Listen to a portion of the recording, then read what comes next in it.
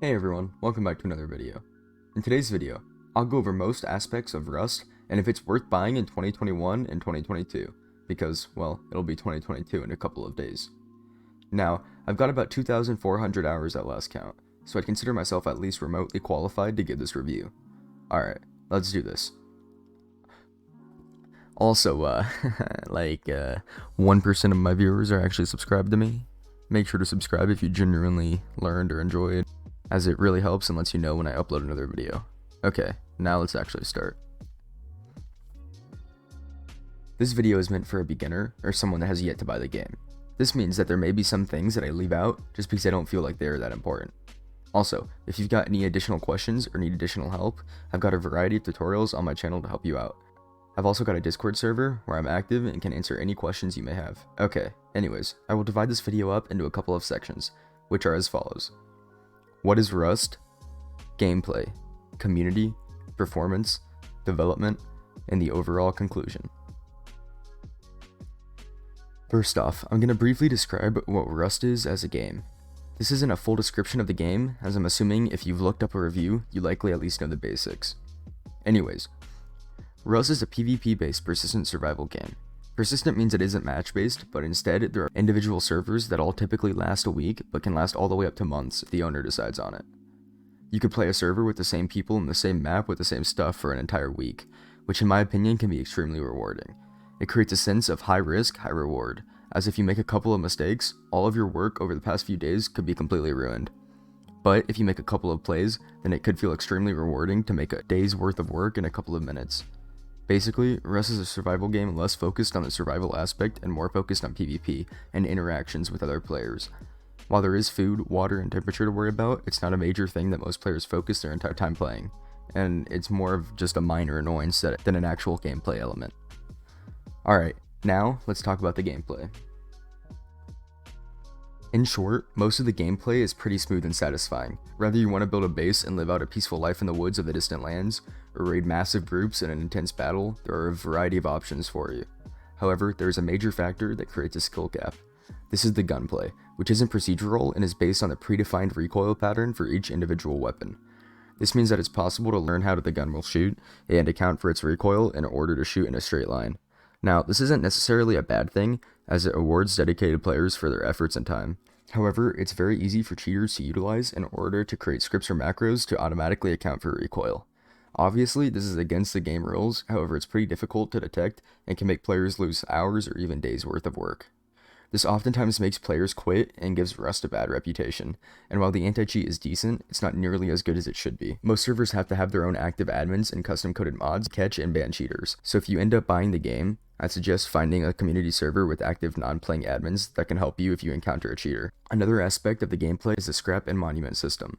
Scrap is basically an item that is used as a currency and is needed in order to research items so you can craft them again in the future. There are different monuments, which are essentially different places on the map with loot, that all contain scrap and boxes that have different items and tools available. When you first log onto a server, you can only craft a couple of basic items to assist you on your journey. In order to craft more items, you must first find them, then use the scrap to research them, and then you have the ability to make them on your own. The different ways to get scrap is honestly pretty immersive, with different puzzles and PvE events that require different items in order to complete. If you are worried about unbalanced gameplay, the game will likely constantly have different metas that the developers are constantly trying to balance, but it's just like basically every other game in terms of balance. Now, another main aspect of Rust is their wipes. This means that, typically every Thursday, the entire map and all of your progress will be deleted. However, don't worry. This really scared me when I first got the game, but now I'm so thankful for these wipes. By the time the server wipes, the servers are basically dead, meaning no players are still active on it, and you've likely already basically beat the game. If you still don't understand, let me give you an example. If you've ever played a Minecraft survival world, eventually you will do everything you want and stop playing. Then you might just create a new world and start again. This is basically what a wipe is, and don't worry, you'll likely not even play the entire wipe. However, most of these wipes don't remove your blueprints. A blueprint is basically your ability to craft an item. So if you research an item one wipe, then you'll still be able to craft it the next wipe. Although, typically, on the first Thursday of every month, these blueprints are also wiped, giving everyone a fair starting point. It's also worth mentioning that this game takes a lot of time to play, and I mean a lot. It's not uncommon to play anywhere from 6 to 12 hours in a day in order to even compete with the other players. However, there are different modded servers that make it so you don't have to play as long in order to still have fun, and you can find a perfect server to fit your needs, as there are a ton of them. Overall, I give the gameplay an 8 out of 10. It's got some issues, but overall, I enjoyed it enough to put thousands of hours into it. Next up, let's go over to the community. Rust is notorious for being known to have one of the most toxic communities in the entire gaming industry, and it's for a good reason. Most players will betray you in a heartbeat, and it's not uncommon to be called slurs and see racist, homophobic, and other symbols around the map. In fact, earlier today, I was running around and I saw 3 swallows. You have to be able to know that it's just a game, and most of these players just have issues in real life, so they take it out on you in game when you shit on them. However, as with every game, there are some nice people. Now, I wouldn't personally trust anyone you meet in game. Every Rust player knows that the first rule of Rust is not to trust anyone at all. I learned that the hard way when I first started and got betrayed. Anyways, there are servers on Rust that don't allow KOS, which means just killing on people on site without interacting first. You can also join very low population servers, which typically have friendlier people and will allow you to learn the bare gameplay without running into other players. There are also Discord servers as well as Reddit, if you dare to venture into that hellhole, that have guides and friendly people to help you. I've also got a lot of videos on my channel directed towards new players, and my Discord server is always open for people that need personal help. Join it, link in the description if you have any additional questions. I'm trying to build a nice community there, and you may even find people to play with. Enough about me. There are also lots of events and nice groups of people that are doing great things for the community. Every year, a group of Rust servers, mainly Rustified, work together and team up with the Rust developers to create a massive charity event that raises hundreds of thousands of dollars for charity. Anyways, unfortunately, I give the community a 3 out of 10. The reason I'm not giving it a 0 out of 10 is because of the rare chance that you might find a friendly person and the out-of-game communities based around this game. Now for the performance, which is a bit of a struggle. While the developers occasionally optimize the game, I still consistently get less than 60 FPS on most servers, and I've got about a mid-tier gaming rig. Obviously, this will change based on your hardware, the server you are on, your internet, and more.